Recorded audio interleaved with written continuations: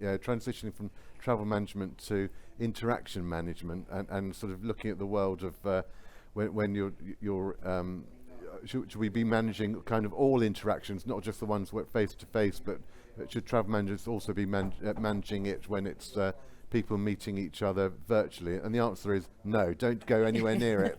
It's I've learnt a lot the last couple of days. Let's say, if you want to know about the value of business travel and the value of being there, this has been this has been Exhibit A. So everyone's been talking up the hybrid world. The sooner we can get out of it and back to the old world, the better.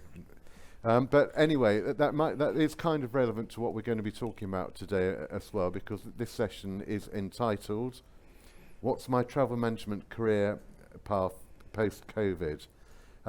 Now, who was at the Business Travel Show in 2020? Yeah, quite a few of you. And was that the last time that you were at a business travel event of any kind? Yeah. And seen any of your sort of friends in the industry? Yeah, okay. Well, I think it's fair to say quite a lot's happened since then, hasn't it? And the one word we've heard so many times since March 2020 is the word unprecedented. In fact, there's been unprecedented use of the word unprecedented over the last 18 months. And that applies as much to travel managers as to anyone else. The travel managers are living in unprecedented times for the kind of work they do.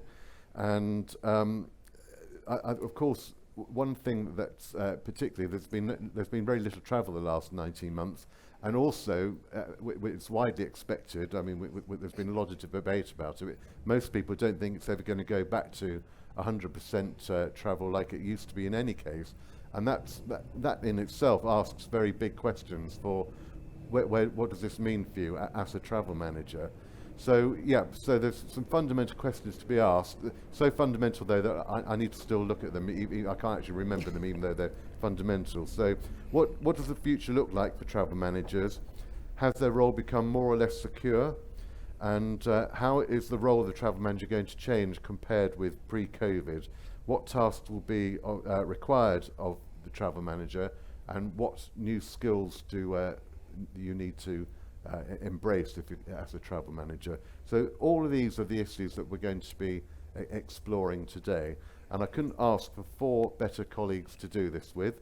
I'm going to ask them to introduce themselves so that they can tell you who they are, and also it just sort of explain at least why. I know why I've invited you onto the panel, but I'd like you to tell the audience why you think you're on this panel today, what your relevance is to this topic. So we'll start at the end there. I could really worry you now and say I have no idea where I'm here, couldn't I? Yeah, good afternoon. I think it was a good morning still, isn't it, everyone? Yeah, my name is Claire Steiner. I'm an HR and talent professional working for the last 30 odd years, predominantly across the tourism space. I work with a number of TMCs and other businesses through restaurant and business travel. I'm also have a particular focus on talent. I am the UK director for a global educational program, which actually was started by American Express many years ago, and we now operate in 16 countries around the world. It's an NGO introducing young people to the huge range of careers that there are on offer in our amazing sector. And I also work very closely with IT Future You, which I founded, which again is all about recognising and inspiring the next generation to consider careers in our sector. So that's me. Great, thank you very much. Next up is the lady who's beaming in from Norway. Are we in a situation, Camilla, can you hear us? We're going to come back to her, okay. So next is you, Ali, if you could tell us who you are. Hi everyone, I'm Alison Rogan. I am head of travel and expense at Barclays. I've worked for that organisation for many years through various roles. But I started my career actually in the travel industry and then went over to the dark side somewhere around 1998. So yeah, that's a little bit about my background, but I'm here because I am a travel manager and there has been an impact in some form to our role over the past 18 months. So just here to talk about that really. What about your ITM role though? Oh, I forgot, oh gosh, yes, what about that? So I am also chair of ITM. And so that's another reason why I'm here today as well, because obviously we have a lot of buyer members who we communicate with on a regular basis. We have buyer exchanges that happen every couple of weeks, and we hear the trials and tribulations of our peers across the industry and the struggles that they're going through and the questions that they have. So yeah, I'll be in trouble for not saying that I'm representing ITM as well. Yeah, I mean, to put it very simply, really, you're the head of the Travel Managers Trade Union. Yeah, it's the simplest way to put That's it, right. I guess. So that's why we wanted you here today. And Lynne? Hi everybody, I'm Lynne Griffith, CEO of Sirius Talent Solutions. I've been in the travel industry for 38 years. That's what Eamon's supposed to say, surely you don't look old enough. Yes, I'm staggered to hear that. So I'd worked for TMCs, but 18 years ago I set up Sirius as a recruitment and headhunting company dedicated to the business travel industry. For 18 years I've been recruiting travel managers for corporations and managerial and board positions for the TMCs and the travel suppliers. So I'm here sort of as the recruitment, I suppose, expert. Absolutely. Great. Thank you very much for that. Where are we now with Camilla? Can we get her beamed in or not? Yeah. Right. Camilla, can you hear us? No, we can't hear Camilla. Can she still not hear us? Oh, we can't hear her. Can you hear me now? This is fun, isn't it? Right, is this going to happen, or what are we going to do here? Can you hear me? Ah, here we are. Hooray! Yeah. Splendid. Right, Camilla, we can hear you. Can you hear us? Yes. Great. Thank goodness. Right. So, Camilla, I don't know how much you've heard so far, but what we're asking you is just to tell us who you are and why you think we've asked you to speak today. Yeah. So hi everybody. It's wonderful to see you guys, but I don't see. But do you hear me double, or is it okay? Yep. All right. Okay. Then I continue. I would love to have been there, but I'm not. I'm in Norway, Oslo, and I currently work for the Norwegian Labour Administration and been working with temporary laid off people. And prior to that, I worked as a consultant for a large company called Kongsberg in Norway.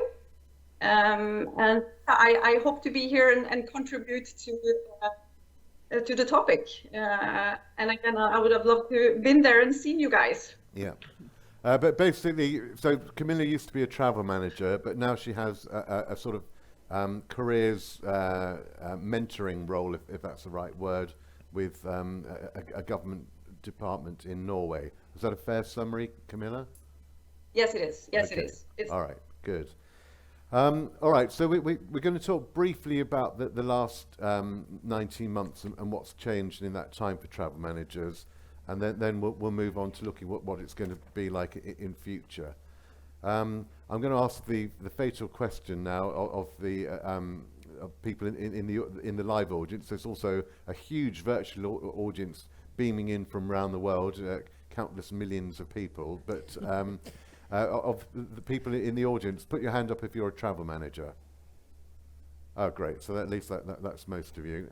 All right. In fact, so we will do some polling questions, and we're going to do a polling question. If you go onto your app and bring up the session on your phone, and then everyone joining in at home can do this too.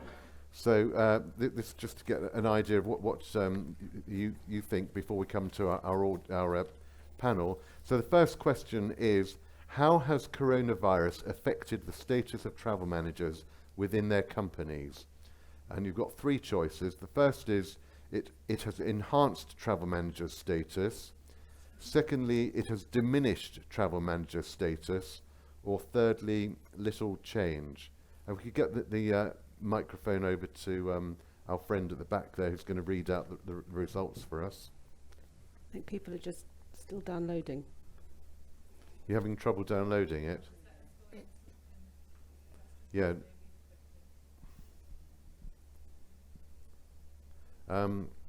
Okay. Well, while they're doing that, let's ask the panel that same question. Have travel managers come out of this with their status enhanced or diminished? Ali, let's start with you. Well, certainly from my role, we were pretty visible as a function within our organisation already, which was fortunate for us.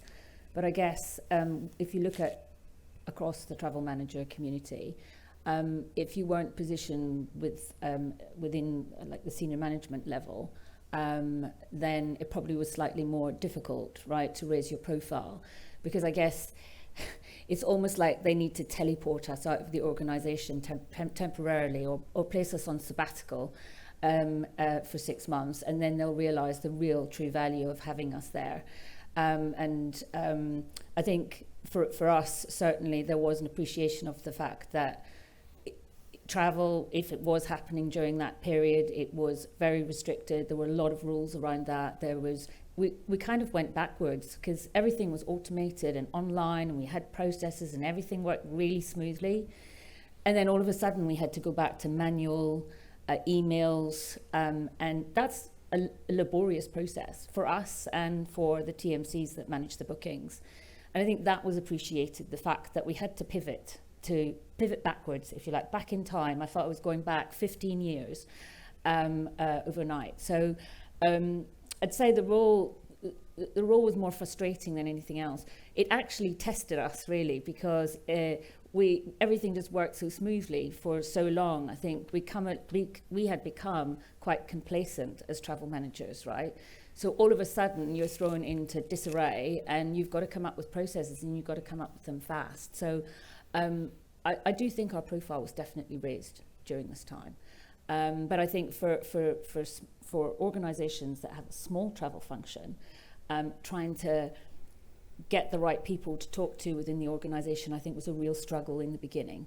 And I think that's improved over the last 18 months, but surely in the early days, I think it was a real struggle, having spoken to some of our buyers in ITM about it as well. So, yeah, great.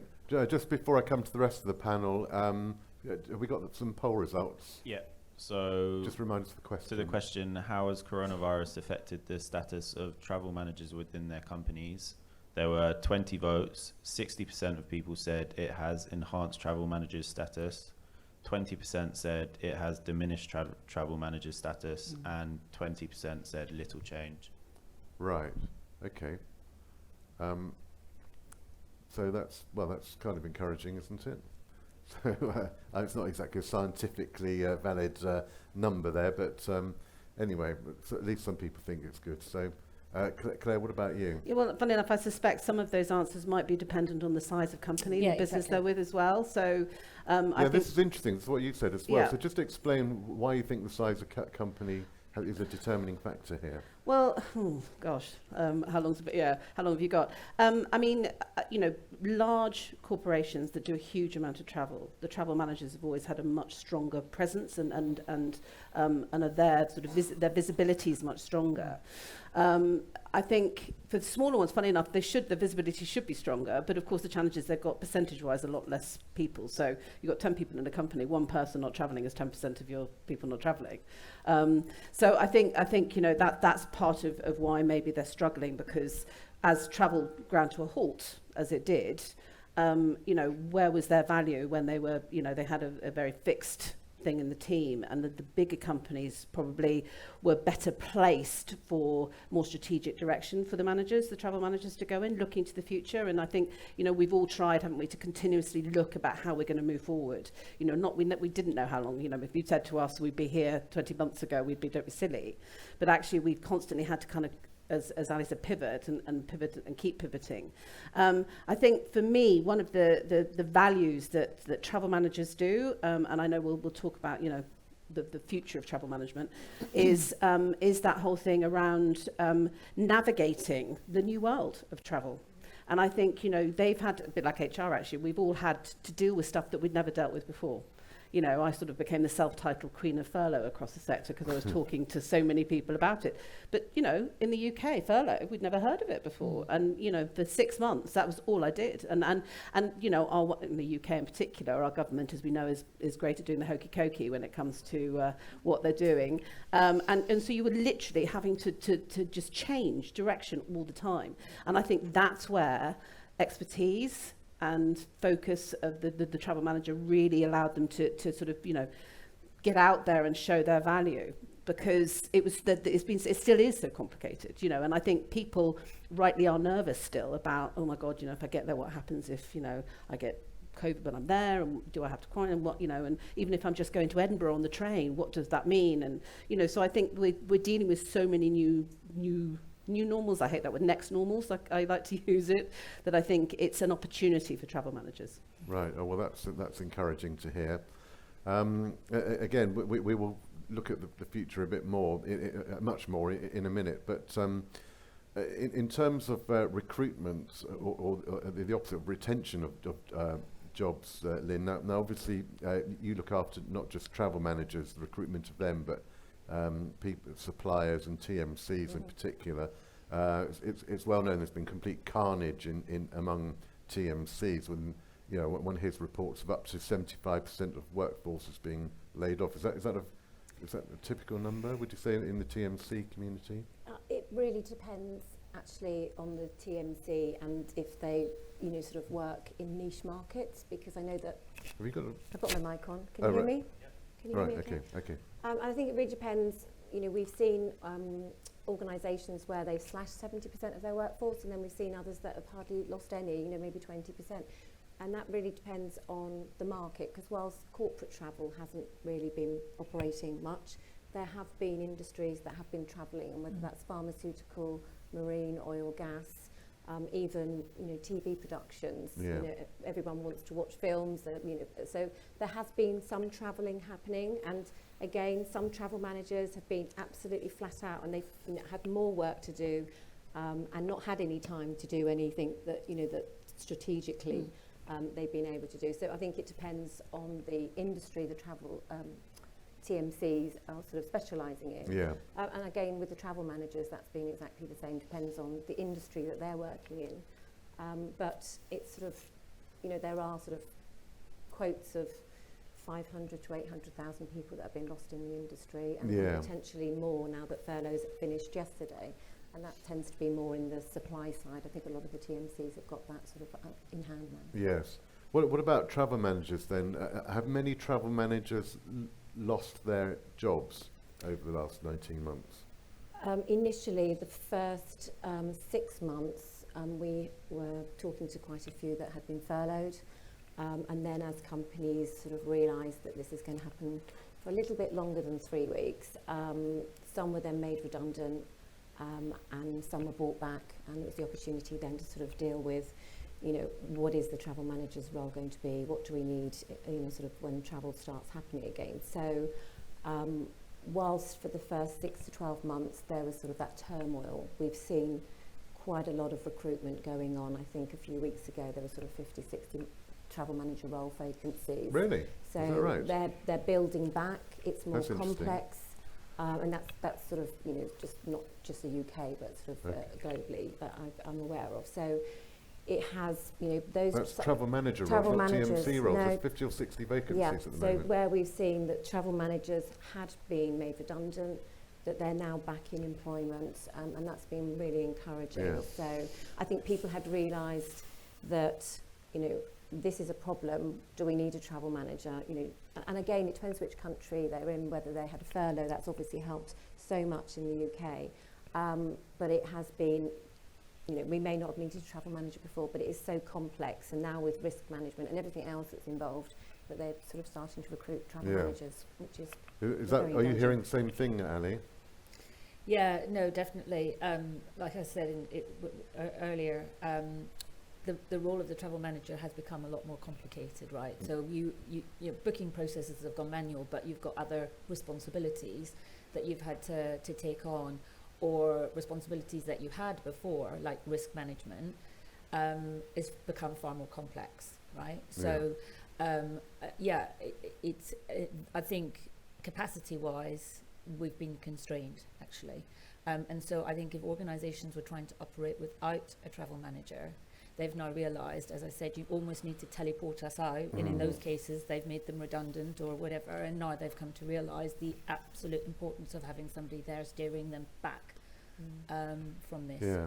But I'm very pleased, gratified to hear that, and there's someone in particular I have to go and get hold of him straight after this session, because he's a senior travel manager. He was telling me that just while we've been here at the show that he's just been handed his redundancy notice, because they've said that they're downsizing as a company anyway, and they said in any case we're not going to be travelling as much in future as we used to, so I'm sorry, but you're on your way. So, one can understand the logic of that, and yet you're saying something different. So it's almost like there's two contrary trends going on at the moment. Yeah, but I think going back to what you said, it's about the industry that you work within, or the size of your company and organisation, and the volume of travel that you had previously, right? So even if your volumes drop significantly, there's still, in my case, it doesn't matter whether you spend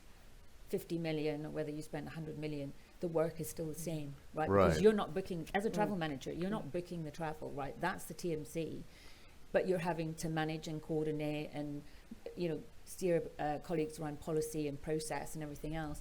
I'm surprised to hear that now that would be happening. Yeah. But also, also what we saw last year is a lot of roles when they were made redundant. It may have been a global team of 8 within the travel team, and they've reduced it by 2 headcount, and they've consolidated that role. Yeah. So it tended not to be, if there was one EMEA travel manager, for example, it tended to be if it was a team and they downsized, and then they're possibly recruiting now to sort of build that back up. Yeah. Yes, fair enough.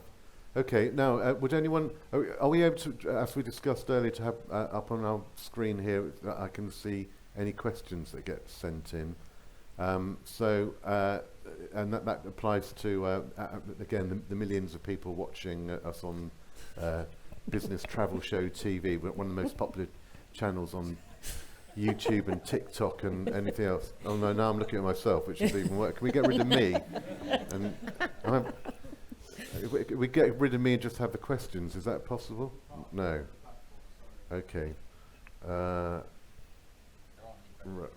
aren't there. All right. Okay. All right. Yeah. We have to begin to normalise the COVID situation, move forward with the necessary measures. Why now and not before? That's one question.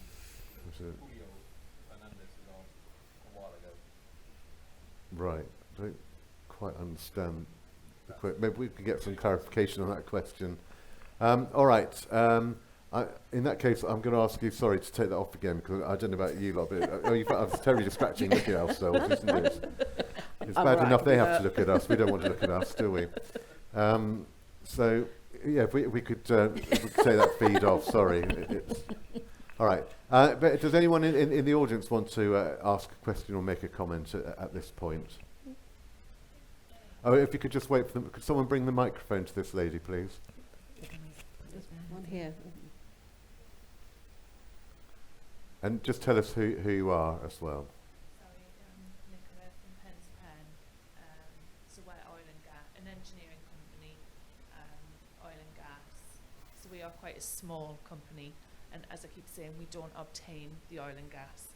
So I'm not using the buzzword of the event. So I was furloughed but brought back quite quickly. But I found for me, and I don't know if it was the same for everyone else, the kind of kept me partially within travel, but then farmed me out to different departments and utilised skills that had been used within years of the industry, and kind of found that we were quite adaptable. We weren't just travel, we were managers within other departments. So I've found that I can now build web pages, and I'm now marketing So, And I'm now very good at filing HR. so Nicola, have you found that, obviously you weren't looking for that, but have you found that actually quite liberating and being It's, sort of put into those other roles? It feels almost as if trying to pull back, that I have a lot more, I need to kind of pull back and say I need to go back to my original job, but it's giving me a lot more transferable skills that I didn't realise were out there, that you could learn. You're almost scared to learn new skills outside of the remit of your job. I don't know if anyone else kind of was farmed out to different departments. Anyone in the audience? No? Claire, do you want to comment on this? I have to say, Nicola, I adore you because you basically, this script, exactly the script we've got here, that's, you're the poster child for exactly what we're going to be talking about. So that was a perfect intervention. And we'll get Camilla on that as well in a minute. I think I've got quite a few things sort of sprung up in my head as you were saying that. I think, a lot of businesses, irrespective of their size, are looking at what they look like. In terms of how we talk about the term agility and agile businesses going forward, because sadly and I really hate to say this and I don't want to put a downer on it, but this probably won't be the last time that we have these sorts of crises. We know that this is the world we live in. So businesses are looking at how they can adapt and they're using this as a learning opportunity. You're absolutely right about the transferable skills. It's been a great opportunity for people to branch out, step out of their comfort zone. And get out there, and the idea is that when you do get back to the full-time role that you obviously love, you will be able to use those enhanced skills with that. But the thing is, a lot of businesses are looking at, do we need all these roles going forward? Do we now, because we've had to work with people doing different things, what do the roles look like? Do we go back to the traditional model? And a lot of businesses are saying no. So headcount is hopefully will start to go up again. I don't know if it'll ever go back up to its original basis. Hopefully it will. It might take a few years. So I think there's a lot of that going on at the moment. I think the other thing is also, and I know Lynne will be able to talk about this as well, is it's all over the press. We know that there's a recruitment crisis on in terms of people. What worries me particularly is because people were lost 8 months ago, they probably have not been sitting around waiting for travel to come back. A lot of people have moved out of the sector with some great skills. So you already know the skills that you learned and your new role as a travel manager enables you to go and do a lot of different roles because you already had transferable skills. And we've lost people to other sectors. And some of them might say, do you know what? I'm actually, much as I love travel, and we know how much we all love travel, I'm just, at the moment, for the next couple of years, I'm going to sit and wait it out. We need to do what we can to try and bring those people back in. And I think, I know Lynne and I have spoken about this. But I think, so for me, I think we will see a lot of businesses just reinventing themselves slightly, looking at the type of roles that they have. There's absolutely no doubt that the travel management role is needed for businesses, but what that looks like and where it sits, I think will change depending on the business. Yeah, we'll come back to you in a minute if we may, Lynne. Let's just bring in Camilla at this point. Camilla, you were a travel manager. You also worked for airlines and a TMC, and now you're completely away from the travel business, but working with career development. So, in terms of your own experience and what you see of other people around you, how transferable do you think the skills are of travel managers? Well, I really think that travel managers has a lot to offer. And if I look at myself, I was lucky, I could almost call it lucky, that I was able to change my career before this happened, because then you are more in control. But when this suddenly hits, you have absolutely no control. And I actually see two different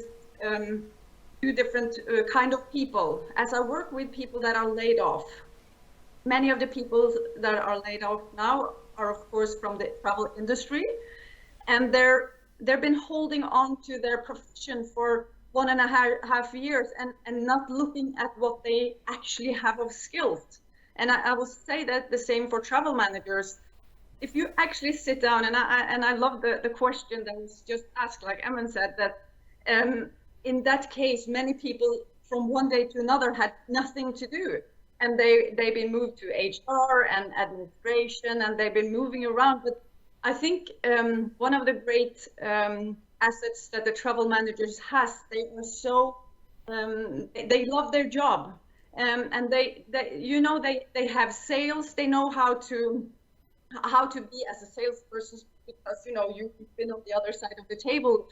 Sales, procurement. So just looking a little bit broader of your skill set is really, I think, also for the future, because we don't know what's going to happen. Will we travel as much as we do before? And I think if you are a travel manager in a company, look at your skills. Really sit down and think about what you know, because sometimes we are a little bit insecure about what we actually know. So if you sit down and look at all the assets that you do every day, like there's so many things, and don't be scared and go into your company instead of being laid off because you're trying to hold on to what you've been doing. Look at all the options that you can be doing, and I would really suggest doing that. I changed profession. And again, I was lucky because it was a choice, and it's much more comfortable when it's a choice than if you're pushed into it. Yeah. Can you just say a little bit more, Camilla, about what the skills are that you think travel managers have? Again, please, again? Yes. Tell us, what do you think is the skill set of travel managers that is transferable? Why are travel managers good at other jobs? Because if you look at, I think we're looking travel, but it's procurement. You know how to buy things, so you can actually look at all other companies when you look at procurement, buying things. Sales, I was thinking sales because when you've been working with salespeople, you know how to be the perfect salesperson. And I'm not talking only if you go from a buyer to the cold kind of sales, but you know how to sell things because you know how it is to buy things, so those are the two things that I think of. But also, you're a people person.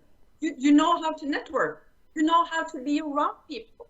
And then what about project manager? You're a project manager. You can turn that into all of these things. So the procurement, the project managers, the networking, relationship builder person, all of these things you can move into all kinds of businesses, but it's all up to how you make your CV and how you sell yourself. Take away the travel, and then you're procurement. Procurement. Great words. Thank you very much indeed. Yes, Michael, if we could just get the microphone to him, please.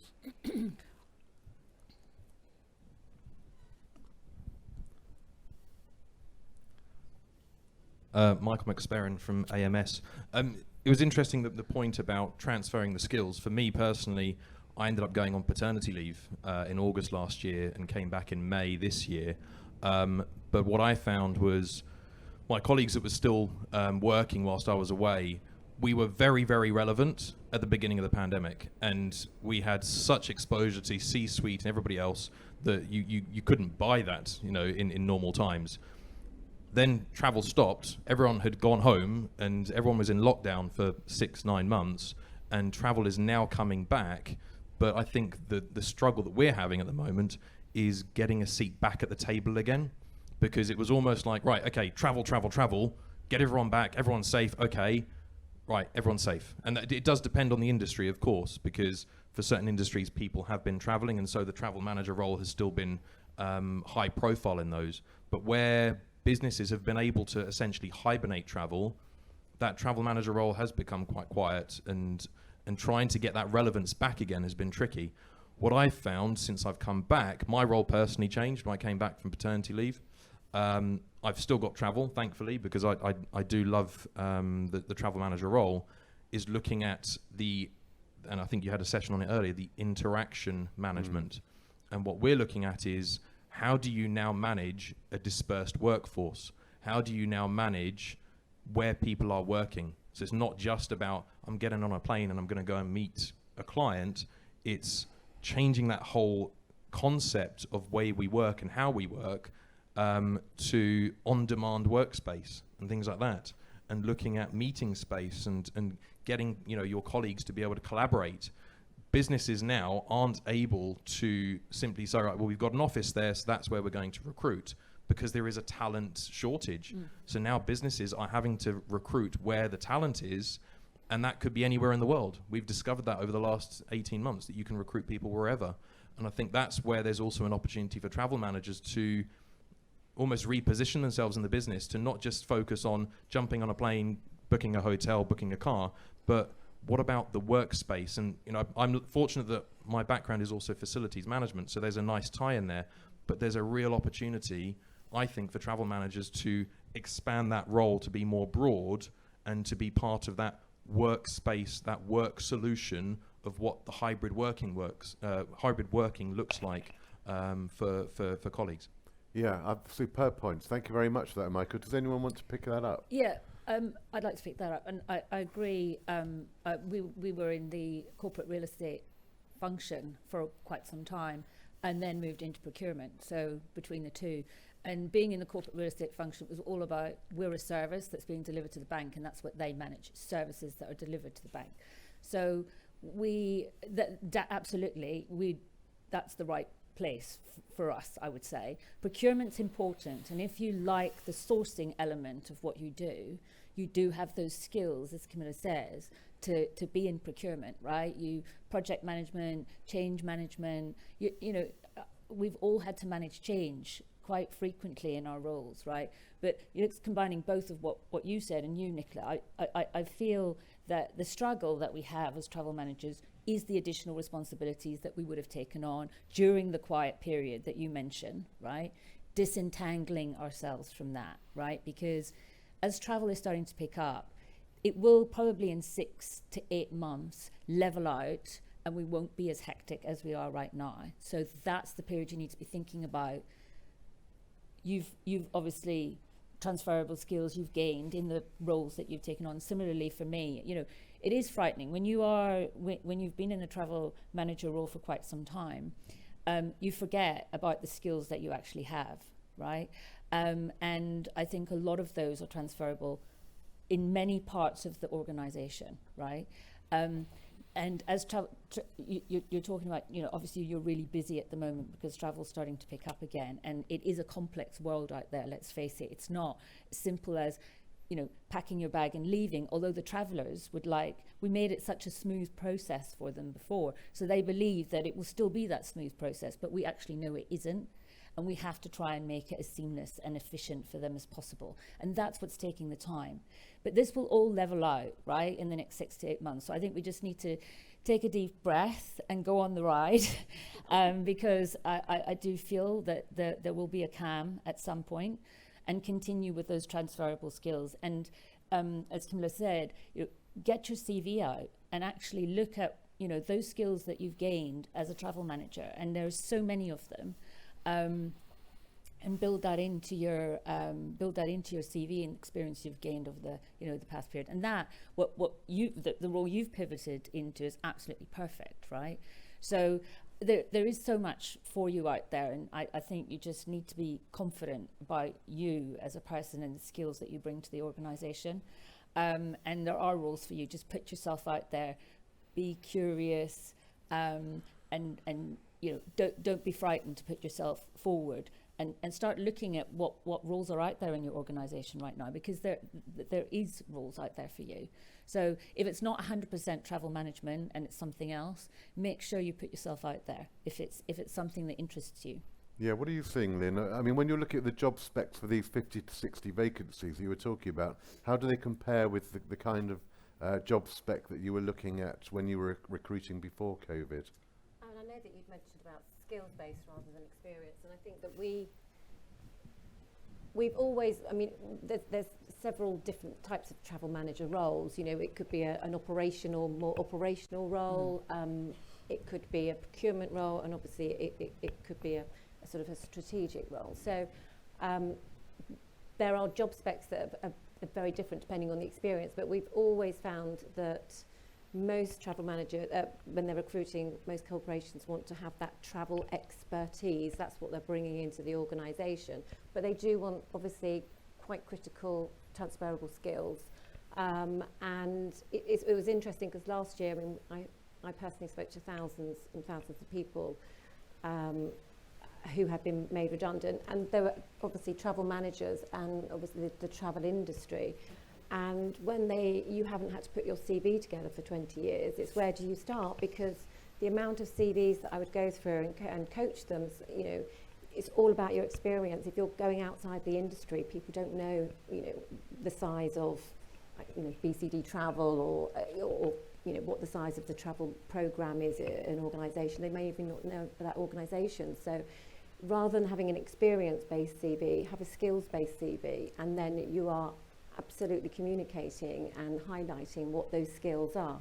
And as we've said about change management, you know, presentation skills, communication skills. I mean, the travel management position it's dealing with problem solving, project management. There's so many skills out there that are transferable. So I always recommended people have that skills-based CV, and it was very helpful because when they were looking for roles outside of the travel industry, whether it be LinkedIn or any other recruitment website, is you can find jobs based on those skills rather than your experience. So it's very, very, you know, beneficial to have a skills-based CV, not just experience, which most people have. Yes, thank you very much. Yes, Yeah, Claire, and then we'll come to I Jason. just want to pick up on a couple of things. I think, you know, the skills base, absolutely, and I mentioned a bit earlier about, you know, you have gained so many skills that you might not even think of because they're just a second nature to you.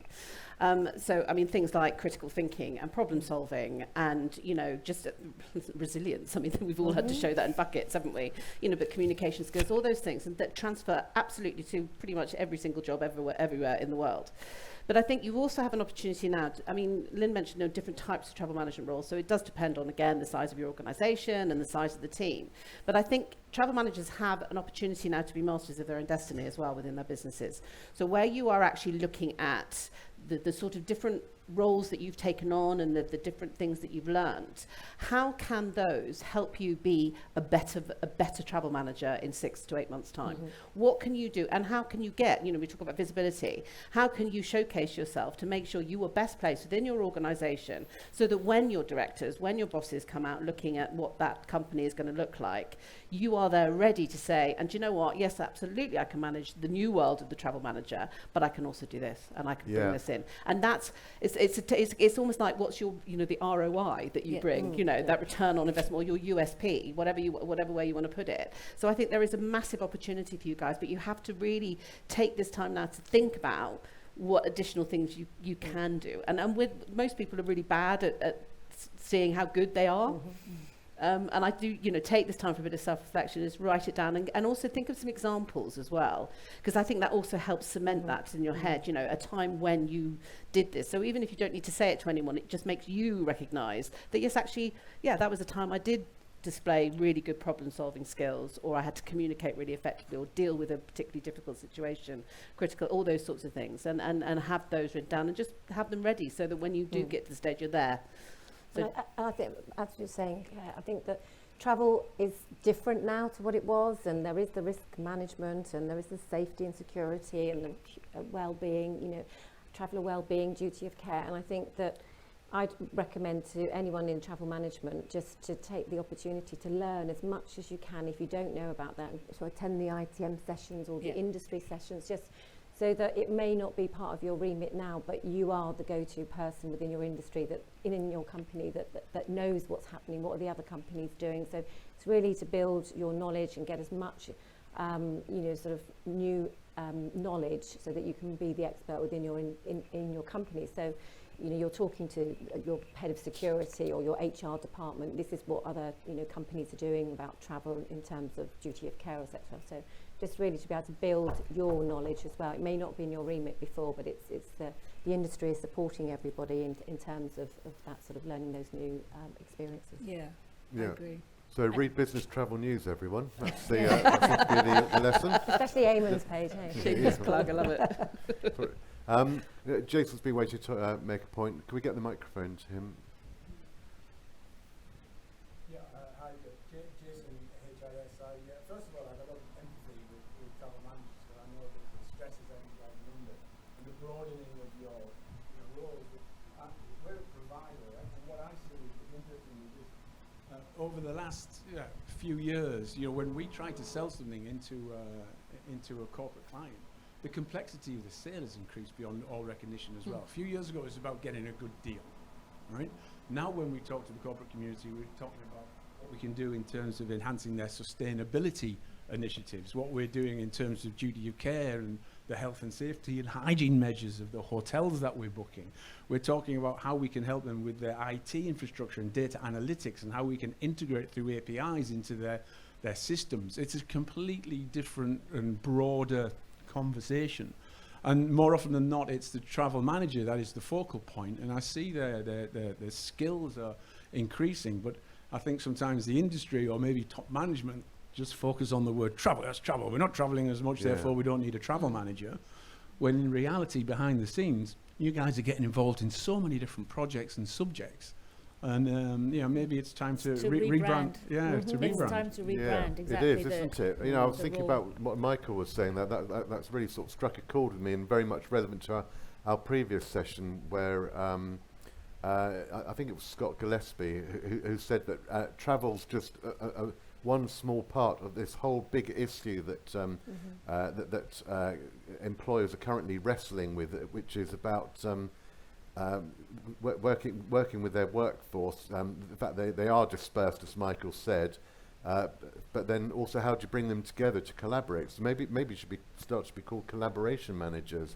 I mean, maybe as a sector we need to rebrand ourselves. Maybe it should become the Institute of Collaboration Management. I mean, seriously, because what we're hearing is that we know we've got the skills that the employers need, that the senior management need, but the senior management don't seem to realise that necessarily that you are the right people to do it. So I suppose the question is, and maybe this one for you, Claire, and also for Camilla, is how do we get senior management to hear that and understand that travel managers are the people who can be really strategically helpful with them as they reorganise their businesses? Well, I think that's quite an interesting one. So it actually resonates with me particularly because HR has exactly the same issue. So HR often doesn't get a seat at the table because we're seen as someone who just does.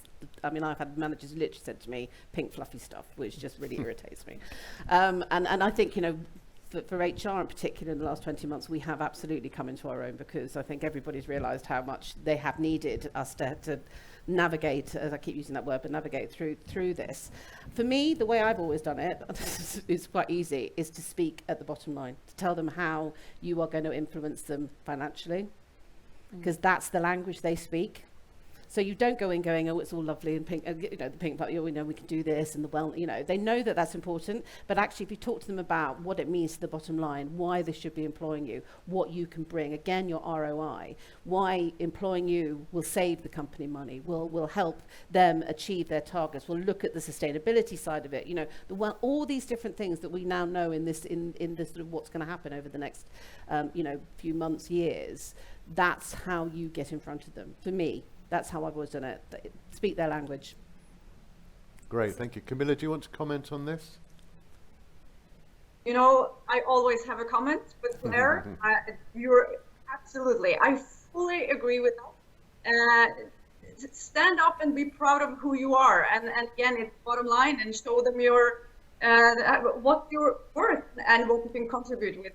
That's what they listen to, the numbers. But really be proud of your skill sets. Like Lynne said, your skill sets is show them, but the point is you have to become aware of your skill sets. And then the question is, are you?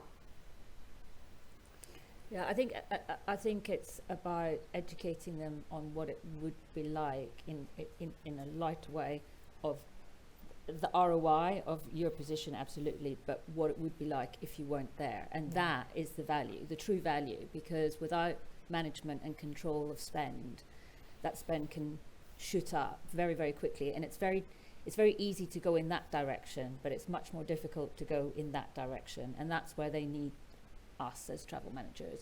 But I think the other critical factor around travel management and travel buyers in particular is your organisation end to end. You know all of the business areas in your function in your organisation and what they do.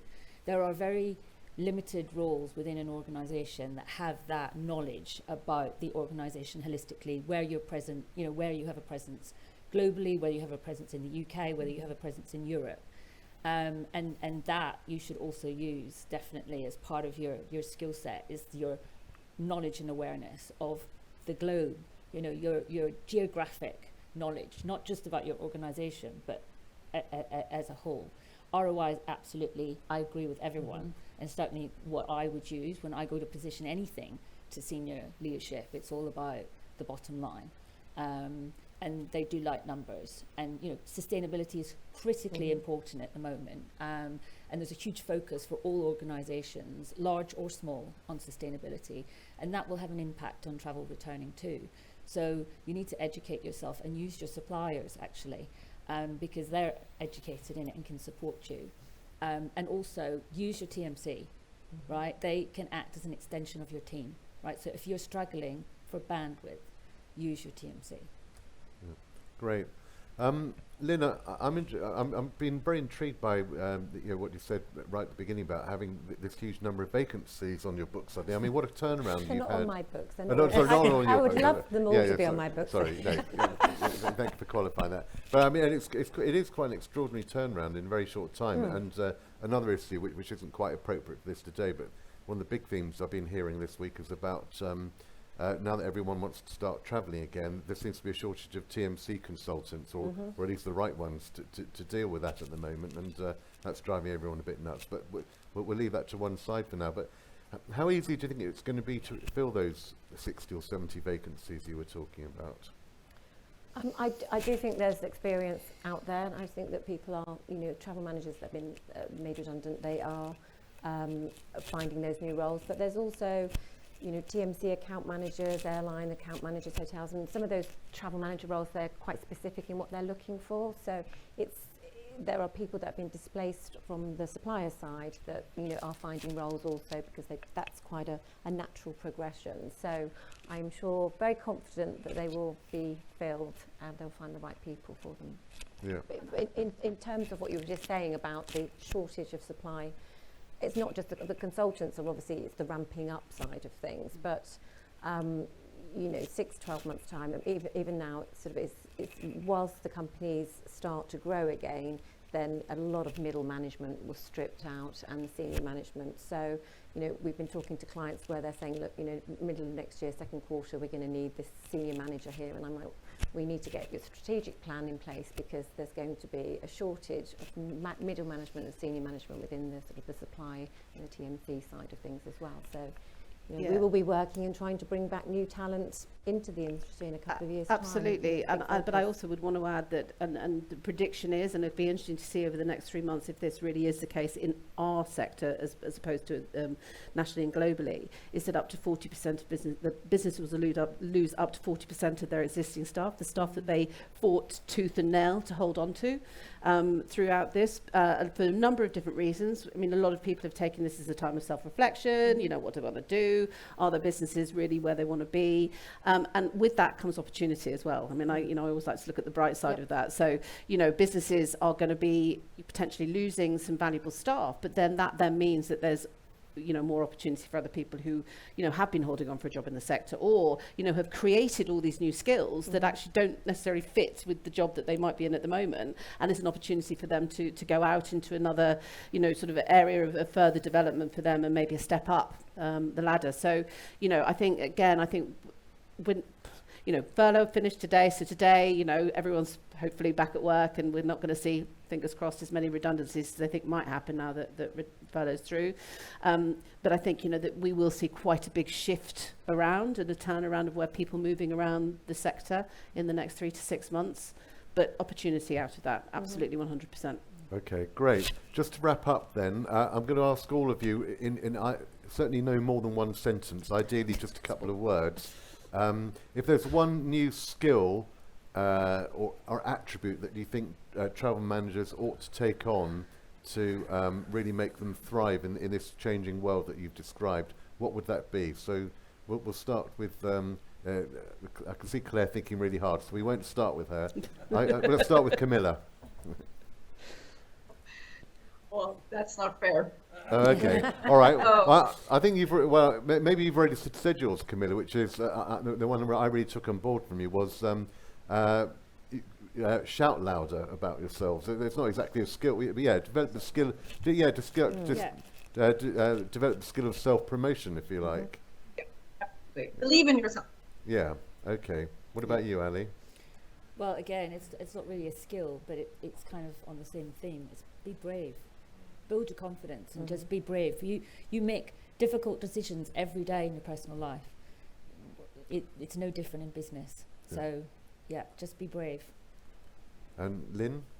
Well, you've already had two of them. So I would just say self-development, sort of expand your knowledge, expand your skills as much as you can, and you utilise what's being offered in the industry. Because everyone wants everyone to grow and develop and to stay in the industry. So, sorry, that's more than one sentence. That's fine. That's brilliant. And Claire, last word with I you. guess to wrap that up, be master of your own destiny. Okay, that's very much the message that's come across, isn't it? Rather than having to go off and learn about this or that specifically, although that's important as well. Well, I think you'll agree with me. They've been a stellar panel, so please join me in thanking them for everything they've contributed. Thank you very much.